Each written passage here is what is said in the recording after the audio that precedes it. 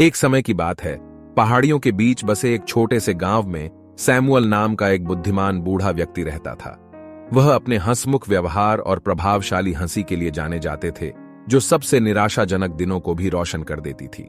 Samuel का मानना था कि खुशी एक विकल्प है, और उन्होंने हर दिन इस दर्शन को अपनाया। दूर दूर से लोग सैमुअल की बुद्धिमत्ता की तलाश में उसकी शाश्वत खुशी का रहस्य जानने की उम्मीद में आते थे।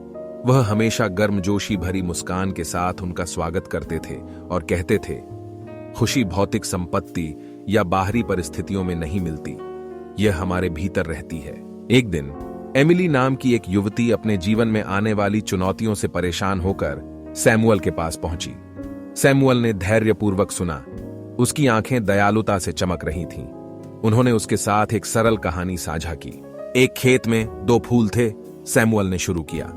एक फूल ने चिलचिलाती धूप, बारिश की कमी और तेज हवाओं के बारे में शिकायत की।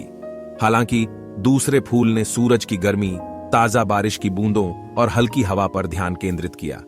दोनों को समान परिस्थितियों का सामना करना पड़ा, लेकिन उनका नजरिए से सारा फर्क पड़ा।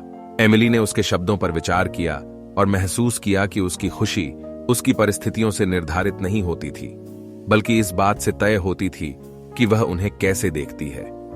उस दिन के बाद से उसने सैमुएल की शिक्षाओं को अपना लिया और सबसे सरल चीजों में भी आनंद ढूंढने लगी। सैमुएल की बुद्धिमत्ता से प्रेरित होकर पूरे गांव ने अपने दृष्टिकोण को बदलना शुरू कर दिया और भीतर से खुशियां पैदा की।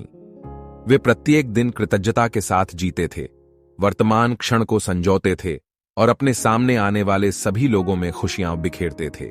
और इस तरह गांव खुशी का प्रतीक बन गया, एक ऐसी जगह जहां खुशी एक क्षणभंगुर भावना नहीं, बल्कि जीवन का एक तरीका थी। यह सब एक दयालु बूढ़े व्यक्ति की बुद्धिमत्ता के कारण है, जो मानता था कि सच्ची खुशी वह विकल्प है जिसे हम चुनते हैं, चाहे जीवन में कुछ भी आए।